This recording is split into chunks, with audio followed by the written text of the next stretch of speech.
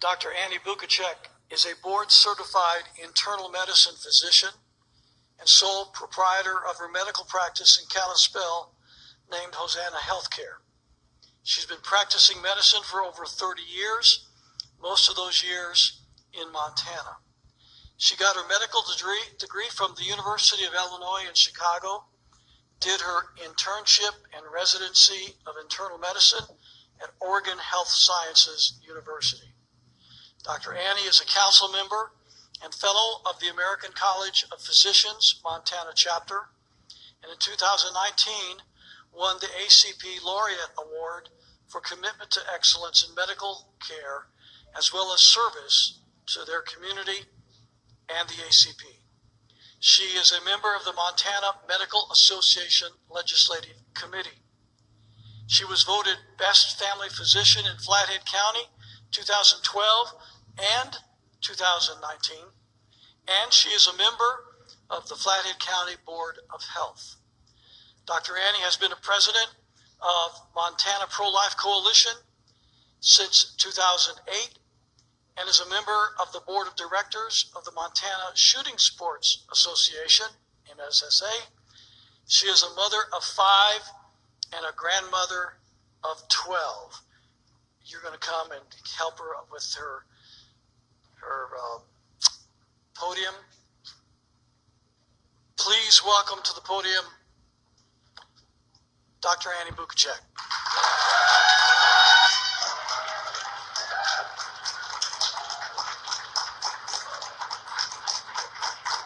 Thank you, and thank you for the introduction. At a time where telling the truth is considered a threat to national security, we're very blessed to have a pastor who tells us the truth. We are blessed beyond measure.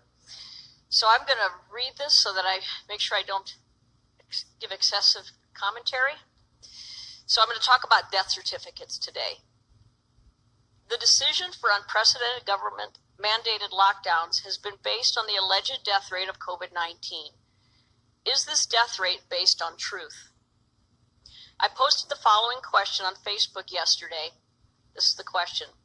Know anybody personally with baseline good health who has been hospitalized for COVID-19 alone or allegedly died from COVID-19? That was my question. I asked the question this way because if you know someone personally, you may know their baseline health status and some details of the case. And being tested positive for COVID-19 does not mean you have the disease. Even asking the question this specifically, I still got some people saying their spouse knows a friend who's of a nephew in New York. And some who answered yes, but didn't give the details, even though I asked them, could you please submit some more details? I got over 350 comments and received dozens of no answers, if not scores. Last I counted, there were 3 or 4 who answered yes and said their case fit the criteria, and they gave me some details. But even those 3 or 4, giving them the benefit of the doubt that they were answering honestly to the best of their knowledge, does that mean the person they described was actually stricken with COVID-19? Inquiring minds want to know, are the reported deaths from COVID-19 truly deaths from COVID-19? To address this question, we need to discuss death certificates, since death certificates are the basic source of information about mortality. The discussion of death certificates is not a fun one. We have all grieved so many losses in our lifetimes. Still, we need to talk about it because they are the basis of the so-called death rate of COVID-19. History-changing decisions are being made due to these figures, despite the fact that they are flat out wrong, based on data that is insufficient and often inaccurate. Few people know how much individual power and leeway is given to the physician, coroner, or medical examiner signing the death certificate. How do I know this? I've been filling out death certificates for over 30 years. More often than we want to admit, we don't know with certainty the cause of death when we fill out death certificates. That is just life. We are doctors, not God. Autopsies are rarely performed, and even when an autopsy is done, the actual cause of death is not always clear. Physicians make their best guesstimate and fill out the form. Then that listed cause of death, whatever we list, is entered into a vital records data bank to use for statistical analysis, which then gives out inaccurate numbers, as you can imagine. Those inaccurate numbers then become accepted as factual information, even though much of it is false. So, even before we heard of COVID-19, death certificates were based on assumptions and educated guesses that go unquestioned. When it comes to COVID-19, there is the additional data skewer that is, get this, there is no universal definition of COVID-19 death. The Center for Disease Control, updated from yesterday, April 4th, still states that mortality, quote-unquote, data includes both confirmed and presumptive positive cases of COVID-19. That's from their website. Translation, the CDC counts both true COVID-19 cases and speculative guesses of COVID-19 the same. They call it death by COVID-19. They automatically overestimate the real death numbers by their own admission. Prior to COVID-19, people were more likely to get an accurate cause of death written on their death certificate if they died in the hospital. Why more accurate when a patient dies in the hospital?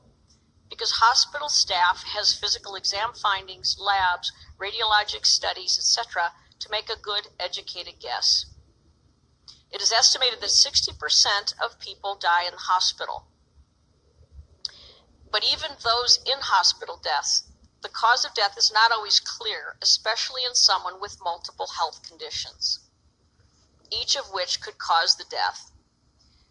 Clear-cut causes of death might include traumatic brain injury, say from a car accident, intractable seizures or asthma, sepsis from overwhelming infection, respiratory arrest from a COPD exacerbation, ruptured aneurysm, metastatic cancer, massive acute heart attack, stroke, or pulmonary embolism. I will talk more in a little bit about why inaccuracy in the cause of death has declined for hospital deaths with the introduction of COVID-19 testing. There are also unclear causes of death in ambulances. That's a reality. An example would be someone with multiple deadly conditions who gets short of breath and dies before evaluation can be done. Was it the patient's underlying lung disease or heart disease that caused the shortness of breath, that caused them to call the ambulance? Or was there a concomitant pneumonia or other problem? We don't know because the patient died before the incident could be evaluated. So an estimated 60% of people die in the hospital.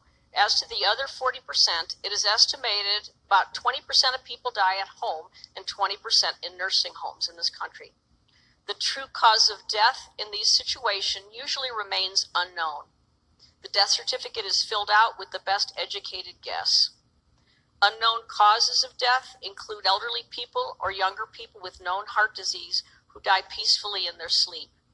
It is not acceptable to list old age as a cause of death, even though that may be more accurate than the cause of death we often list on the death certificate. We are allowed to state as a cause of death atherosclerotic cardiovascular disease, and that may be our best guess in a lot of these cases. But is it truly the cause? Who knows? Only God in heaven knows. Amen? So allow me to give a real-world example. One of my patient's fathers died about 17 years ago. He was old and in the final days of terminal cancer. He also had heart disease, but was too old and too sick to get heart bypass surgery. As he got near the end of his life, he came down with what appeared to be pneumonia. As my patient, this man's son, stood by his father's sick bed at home, the man died. No one else was there. The mortician was called and removed the body at about 2 a.m. The next day, the funeral home called and asked my patient, the son of this man, what time did he die and what was the cause? The death certificate listed the man's son's best guess. The cause of death made by the deceased man's son was made official. He was cremated, so there was no second opinion. This man didn't even have any medical training that gave the diagnosis to the mortician. This happens all the time, especially in poor urban areas, casual country towns, and rural areas. In the case of my patient's father, did an accurate cause of death matter? Not really. But today, when governments are making massive changes that affect our constitutional rights, and those changes are based on inaccurate statistics, it does matter. There's a U.S. standard for death certificates that includes a line for immediate cause of death, followed by 2 to 3 lines of antecedent causes, giving rise to the immediate cause, then 1 to 2 lines of other significant conditions contributing to the death, but not causally related to the immediate cause. For an example, immediate cause of death, sepsis, antecedent cause, pneumococcal pneumonia, other significant conditions, COPD. Okay, let's combine the information I've given you so far about the guesswork involved in filling out death certificates and apply it to COVID-19. The analysis that follows requires the presupposition that in today's medical climate, many, if not most, patients sick enough to be hospitalized will be checked for COVID-19. It also requires an understanding of what we know at this point, that most people who test positive for COVID-19 have mild or no symptoms. Therefore, testing positive for COVID-19 does not mean a person is sick with it, or if the person died, that they died from it. To drive this home, we need to understand how the CDC and National Vital Statistics System are instructing physicians to fill out death certificates related to COVID-19. Brace yourselves, and please pay attention, and let what I'm about to tell you sink in. The assumption of COVID-19 death can be made even without testing. Based on assumption alone, the death can be reported to the public as another COVID-19 casualty. The March 24th, 2020 National Vital Statistics System memo states, and I quote, "The rules for coding and selection of the underlying cause of death are expected to result in COVID-19 being the underlying cause more often than not." End of quote. The CDC report of cases in the U.S. memo from yesterday states the death numbers are preliminary, quote, and have not been confirmed.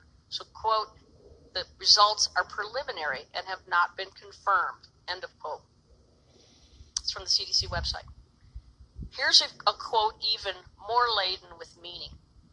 Stephen Schwartz, National Director of the Division of Vital Statistics, says in answer to the question as stated in the organization's COVID-19 alert, quote, "Should COVID-19 be reported on the death certificate only with a confirmed test?" Check out his answer, and I quote from this memo of which I have a copy, quote, "COVID-19 should be reported on the death certificate for all decedents where the disease caused or is assumed to have caused or contributed to death. Certifiers should include as much detail as possible based on their knowledge of the case, medical records, laboratory testing, etc." End of quote. I'm sure you all feel so reassured the government is asking doctors to provide their very best guesswork.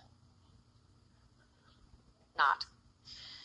Fact, quote, "COVID-19 caused death," end of quote, and, quote, "assumed death by COVID-19," end of quote, are not the same thing. And for those who died from something else and had an incidental finding of COVID-19 positivity, dying with COVID-19 is not the same as dying from COVID-19. I'm almost done, but want to clarify the process with another patient example. This is something that could happen commonly. It's not a specific patient I'm thinking of. Let's say it's a sick patient who goes into respiratory arrest at home. He is intubated at home by EMTs. They put a tube down his throat to help him breathe. He's taken to the hospital by ambulance, put on a ventilator in the ICU, put on antibiotics for presumed sepsis, given IV fluids because his blood pressure has bottomed out. The bacteria pneumococcus is found in the blood and sputum cultures. Pneumonia is seen on the chest x-ray. Despite the staff's best efforts, he dies 2 days after admission. Like I said, this is not an uncommon scenario. The patient was found to be COVID-19 positive, and the doctor has the option of listing on the death certificate that COVID-19 is the immediate or antecedent cause because the doctor theorizes that COVID-19 contributed. Either way, it goes into the data bank as caused by COVID-19. To reiterate, if a patient tests positive for COVID-19 and dies from another cause such as pneumococcal sepsis, it may be considered accurate to say that person died with COVID-19, not from COVID-19. Yet the CDC guidelines list this case as one more COVID-19 death, and they go to the next questionable death. They label that as COVID-19, and it goes on and on. You could see how these statistics have been made to look really scary when it is so easy to add false numbers to the official database. Those false numbers are sanctioned by the CDC as of their memo yesterday, April 4th. I have made physical copies of those memos in case more people start looking at their website and they decide it's too much truth for us. I hope I was able to make my point. The real number of COVID-19 deaths are not what most people are told and what they then think. How many people have actually died from COVID-19 is anyone's guess. Again, God only knows. But based on how death certificates are being filled out, you can be certain the number is substantially lower than what we are being told. Based on inaccurate, incomplete data, people are being terrorized by fearmongers into relinquishing cherished freedoms. Thank you. Oh, and I have a little PS. Forgot about. You can't have a true case fatality rate without testing massive numbers of people, but that is another topic. What is that old saying? Something along the line, figures don't lie, but liars sure can figure. Thank you.